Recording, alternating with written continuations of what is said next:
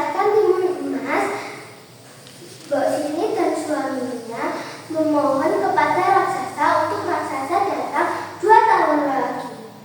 Maaf Tuan Raksasa, bukan kami tidak mengingkari janji, tapi timun emas masih sangat kecil dan tidak enak untuk dimakan.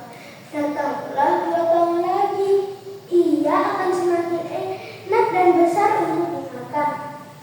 Mbok Sirni beralasan, kau benar, semakin besar semakin enak.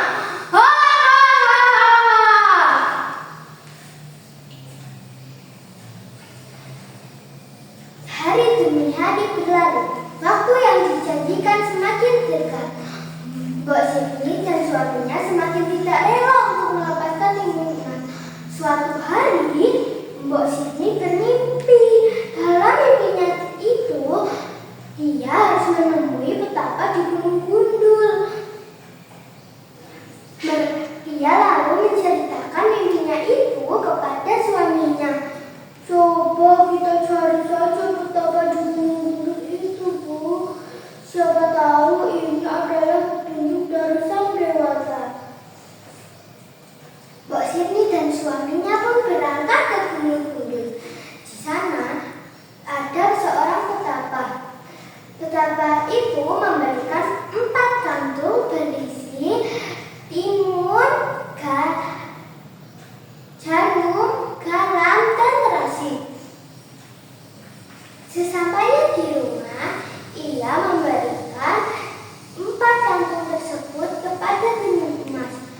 Jika suatu hari raksasa datang dan mengejarmu, larilah secepat mungkin. Jangan lupa taburkan isi dari ke-4 kantung ini satu persatu. Hari yang dijanjikan pun tiba. Raksasa datang ke rumah petani itu. Hai petani, mana anakmu? Maaf Tuan Raksasa, timun emas sedang pergi bermain. Biarkan istriku yang mencarinya. Raksasa pun sadar, ia telah dibohongi.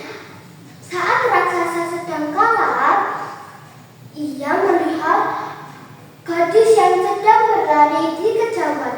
Ternyata gadis itu adalah timun emas. Ia segera berlari untuk mengejar timun emas. Setelah mulai dekat, timun emas mengeluarkan penangkal yang pertama, yaitu adalah biji timun. Biji timun itu disebar di seluruh sepanjang jalannya. Biji timun itu berubah menjadi ladang timun. Raksasa segera berhenti untuk memakannya. Ia sadar timun emas sudah pergi jauh. Ia pun segera berlari untuk mengejarnya. Setelah semakin dekat, timun emas mengeluarkan penangkal yang kedua, yaitu jarum. Jarum tersebut berubah menjadi bambu-bambu yang tajam hingga menusuk ke kaki si raksasa. Raksasa tetap berlari meskipun dengan kaki yang kesakitan. Hingga ia berhasil mencapai timun emas. Tapi timun emas segera mengeluarkan penangkal yang ketiga, yaitu adalah garam.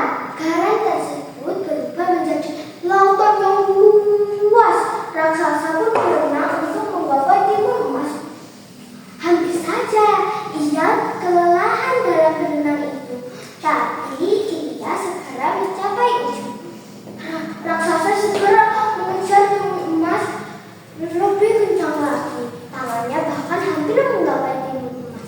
Tapi timun emas segera mengeluarkan penangkal yang keempat, yaitu terasi.